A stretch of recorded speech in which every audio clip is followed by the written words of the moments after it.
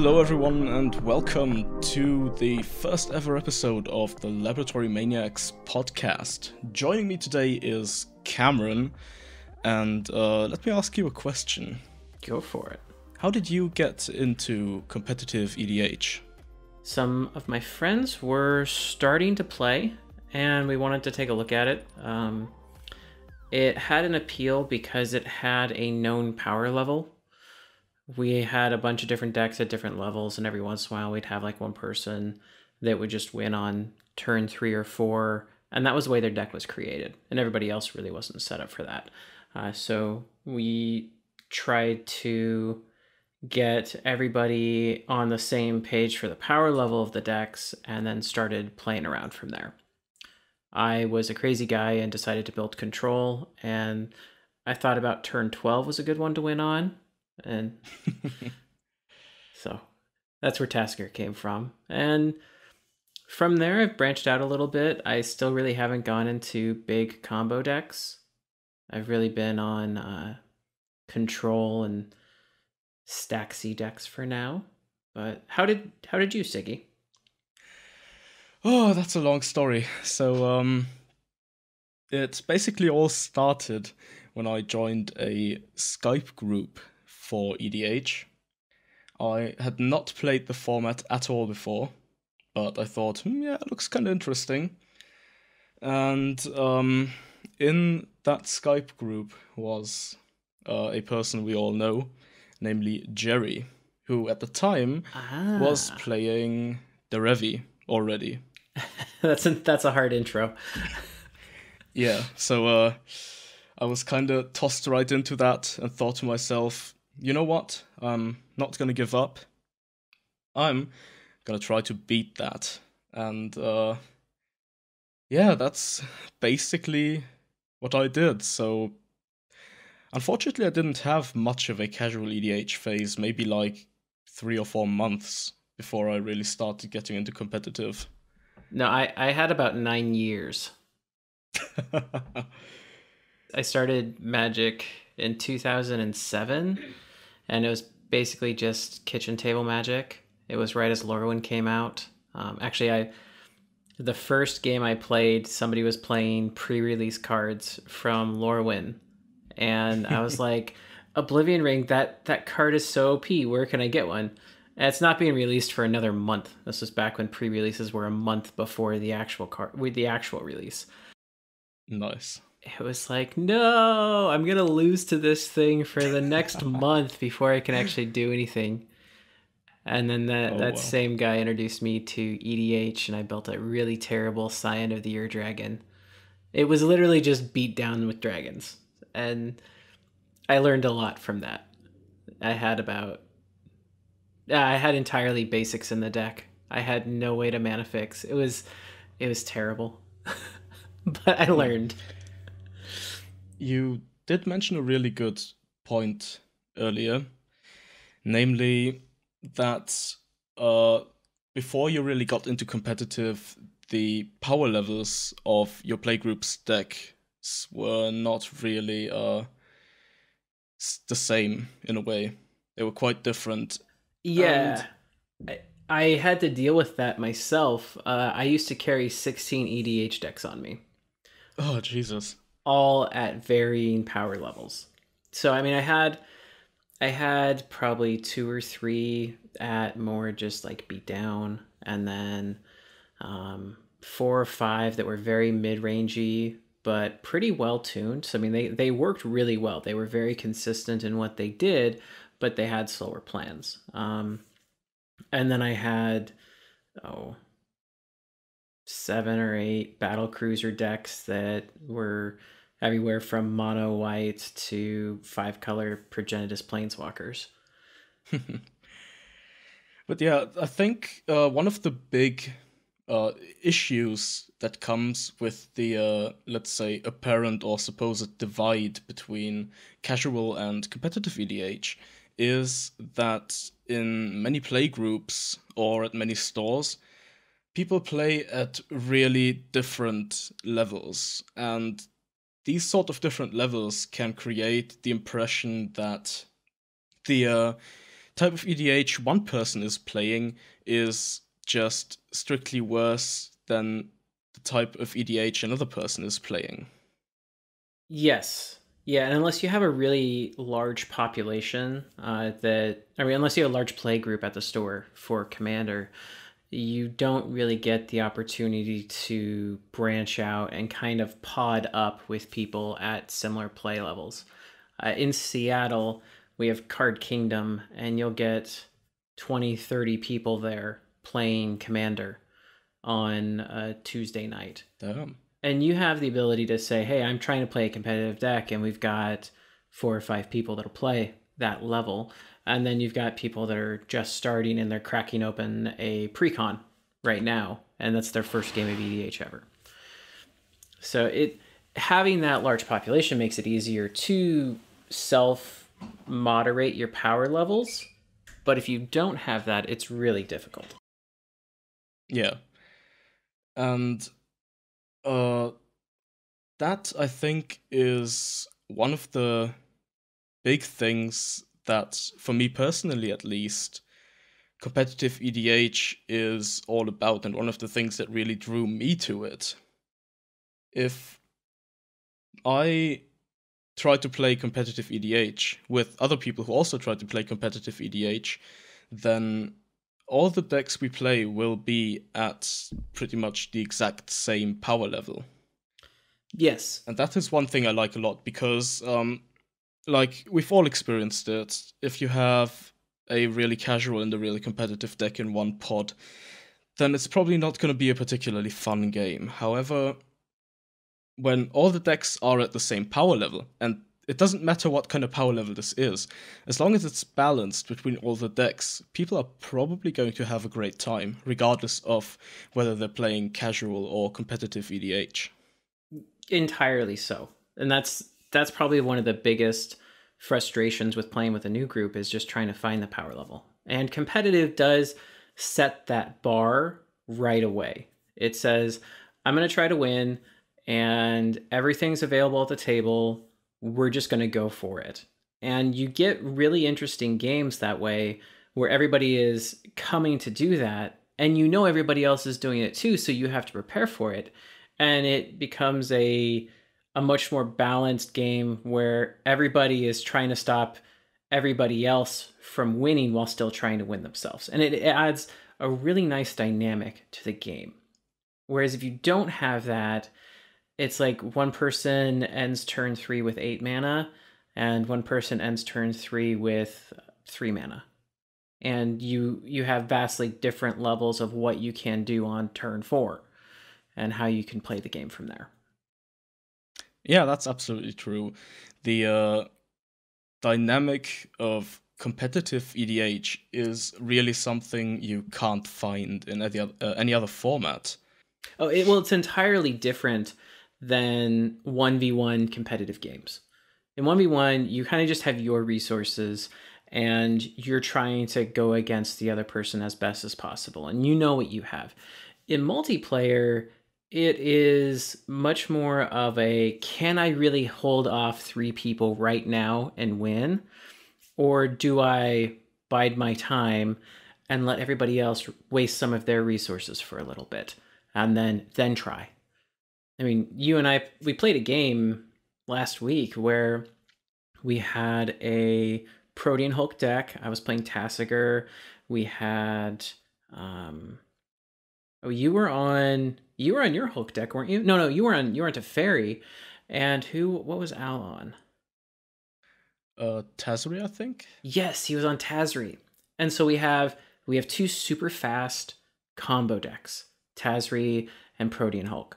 And we have Chainveil Teferi as a stacks control deck and Tassiger as a primary control deck. And we had so many different phases in the game that it was, all of us agreed it was one of the funnest games we played in a really long time. And yet, oh yeah, only one person won at the end of it. But it was a very active game. Everybody did something on every turn that meaningfully impacted the game. It was great. I mean, I ended up winning, but it was really interesting how we went through the whole process.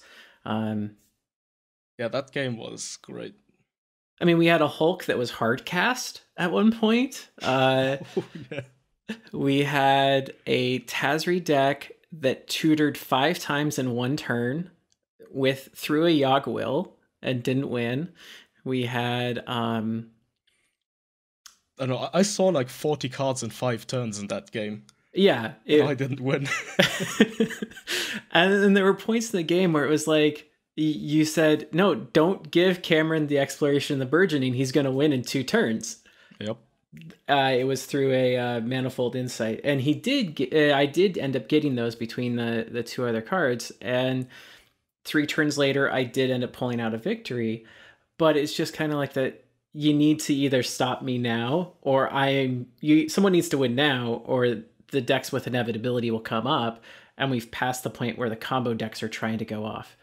And we had the Protean Hulk deck hard cast a Lab Maniac and then Tainted Pact themselves, and they just needed a mana at the bottom of the table, or at the bottom of the deck, and they would have been able to draw a card off of their Thrasios out in play.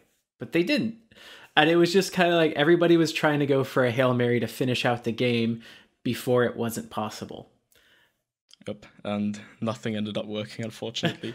But yeah, that's a great example of one of the things that make competitive EDH so great. Like, that game had just such a depth of like intricacy and so many different points where we could have done things differently, and who knows how it might have turned out if we had. And it's the kind of thing that really sticks with you. And you get a lot of these games in competitive EDH where you can think for the next week or two, okay, it's turn 4. What if I had done the other thing? Yeah, I actually had a question. I had activated Tasigur and was given back to Pact of Negation. And I wanted to force Al to counter your spell. I think you were casting a Rings of Bright Hearth. No, it was Tezzeret. You were trying to cast Tezzeret. And I had activated Tasigur and I was tapped out and I had a Pact of Negation. And I was like, well, you know what? Al, you haven't done anything for a while. I'm just going to pass priority to you. You countered or the game's over. And he was like, yeah, you forced me. And he had a force of will in hand. You forced back. And then I had to Pact of Negation in order to actually stop the game from ending. And the order that I did that in, I was convinced that I did it wrong. And there was some way that I could have cast Pact and not have to pay on my upkeep for it, had it fizzle somehow. But then I walked it through, and if you had pacted right away, then he wouldn't have forced, etc. Or he would have forced your force and let my Pact counter Tezzeret. Yeah. And then I still would have had to pay for it if the game didn't end. So if he played perfectly, I would have still had to cast Pact and had to pay for it. And it took me a little while to actually think through all of those processes and say, no, I did it the best I could, but I still thought I could have done it better. Yeah, and that brings me to another, I think, really important point regarding what being competitive in a format such as EDH is all about. I think that, we talked at length now about all of these cool plays and possibilities we could have had, but it takes time and effort to get there in a lot of different ways. And oh yeah, at the heart of it, being competitive is a lot about simply wanting to improve. For sure. There are levels of the hobby of playing Magic that you have to adjust through as you're becoming a player. One of the things I identified early on was that I did not like tournament Magic. I didn't like the format. I didn't like the pressure on it, but I still wanted to be a better player. Mm-hmm. So you learn how to play the game as best as you can while still not wanting to throw money at it. Right? For me, early on, it was budgetary. I didn't have the money to pay for 4 copies of a $30 card, so I bought one of those and I played EDH. Oh yeah. And I slowly but surely, I was lucky. Back when duels were $20, I slowly got all the old duels for Scion of the Ur Dragon, and I made that mana base possible. But you through play, you can find problems with your play style, your habits. I forget. I play way too fast. I know that, and I really have to slow myself down. There were times where I'd like cast something and then tack 3 other things on top of that, and then realize that, oh, I thought they had already passed priority and this was going through, and they hadn't, and everything I just did kind of crumbled to ash. But you learn that through playing and through figuring out how you can do it better. That and learning rules, that was huge for me. Oh yeah. The difference between naming targets and when things happen on resolution, choosing versus targeting, naming a card, those were nuances that took forever. Like by the time Pithing Needle names a card, it's too late. By the time Iona names a card, it's too late. And you're like, well, okay, when does it do that? Oh, when it's coming into play. Oh, I have to counter it or I can't kill it. Pretty much. Well, okay, I don't really know what to do then. Looks like we're dealing with an Iona. Yeah, getting better at rules is definitely also a big part of learning about the game, because what it lets you do is, I mean, this might sound a bit maybe scummy or not particularly nice to people, but precisely knowing the rules will help you be a better player in the sense that you can see these tiny windows where you can generate advantages. For instance, it's even when it comes to stuff like when to cast things and this kind of stuff. If you know your rules and know when you can do stuff and how you can do it, you will automatically, of course, have advantages over other players that don't know that. One big thing that you already alluded to earlier in that regard is priority. Yeah. Priority and passing it around, it's something that I thought I had a really great understanding of, and looking through the rules yet again, I mean, I'm 10 years into playing Magic, and I found a new nuance that I was reading through and realized I'd been playing something partially incorrectly. It hadn't really overall mattered, but there would be corner cases where it could. So, For instance, one thing that I found quite interesting during the CEDH subreddit tournament was one of the finals games where Neosloth had a Pact of Negation that was basically known by everyone. And one of the players went for some kind of winning line to basically force the pact from Neo, because he could have won on the next turn otherwise. Mm-hmm. However, I think it was both Imok and Stalks You Everywhere, who were on Thrasios, and both had Thrasios on the field, came in priority after Neo. So what he could have done would have been to pass priority, not casting the pact, and force one of the two to spend 4 mana to activate Thrasios if they didn't have interaction themselves, to get another round of priority, which Neo then could have used to Pact of Negation the win from Leptis. Gotcha. Yeah, working through that is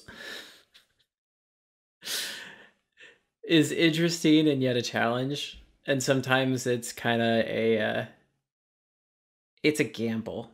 Oh, yeah. But it's a calculated gamble. You've got a feeling when people have resources, and you can make it known. You can make the politics of it known that, hey, if this goes off, we lose the game. I don't have anything, or I'm not going to use this right now. I'm passing priority to you. You've got to deal with it. Even though they knew he had a pact, he passes priority, and if they don't do anything, game's over. Yeah, this, I think, is actually one of the biggest differences between how politics work in casual EDH compared to how politics work in competitive EDH. One of the things that a lot of competitive players like to say about the format is that they're happy to not have to use politics at all, which I think is quite incorrect. Yeah. Because the main difference is basically that the form in which you do politics in competitive EDH is that you force people to do stuff. You're not saying, okay, I'm going to do this if you're going to do that later or something like that. You're saying, I need you to do this right now, which will, of course, give that person a disadvantage, or we are going to lose the game. Yes, there's a very real do it now or game's over. And it's kind of everything that Tassiger does is, I don't have an answer. Hey, you're going to lose the game. Here's an answer in my graveyard. Give me this answer, please, now. Hey. And it's kind of interesting to choose your targets for Tassiger in that regard. If you hand it to somebody who's already passed priority, then it's like, well, here, you said you don't have anything. Give me an answer. And that definitely it's kind of like a twisted arm behind their back. You got to do this now or the game's over. Mm-hmm. But you definitely are using politics in that regard, especially with stuff like Gitaxian Probe, where you can choose to keep the information secret. I mean, because you're looking, but there's nothing preventing you from saying stuff. Or you could say, hey, I'm just going to tell everybody, so just reveal your hand. Technically, I mean, that's kind of a workaround, but once one person knows, it's not necessarily private information anymore. And so there's also the option of playing somebody's hand up if you didn't reveal it. And you're like, well, hey, dude, they're really scary. They're probably going to go off next turn. And then everybody's on edge looking at the person you just Gitaxian probed and not looking at you. Oh, yeah, totally. I mean, for instance, if you git probe the Doomsday player and you tell everyone, all right, well, he's got Doomsday in hand. He's obviously got the man on board. Let me play this stacks piece so he can't go off. That basically lets you hold 3 people in check when you wouldn't even have needed to hold that one person in check. Yeah.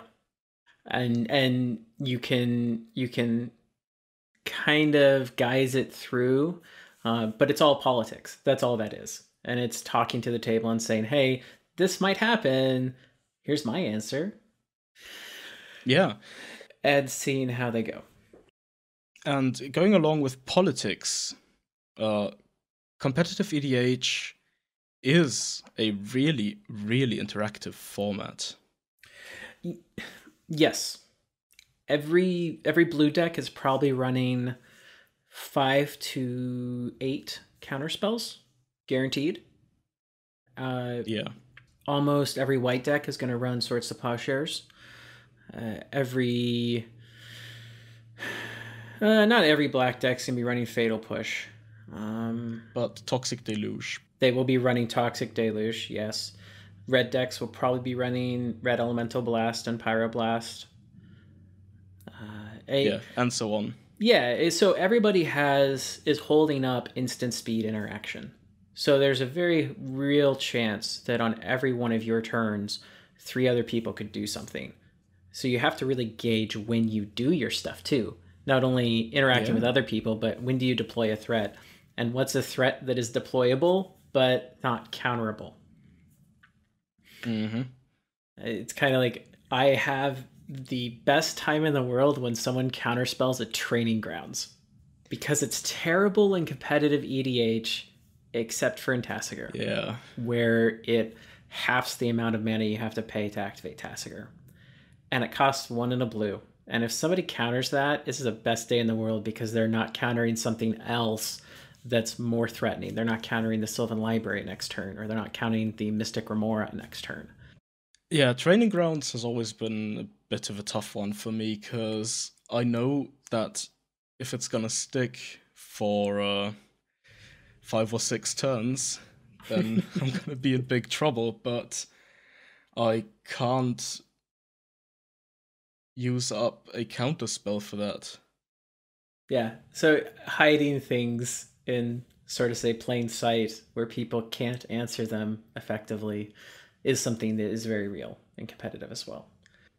Yeah, definitely. And with this, one thing that's present in all of Magic, but even more so in competitive EDH than in other formats, is this sort of idea of inevitability, where even a seemingly innocuous card like Training Grounds or Sylvan Library, which of course we all know is a really strong card, but it's not something that says I win the game right now.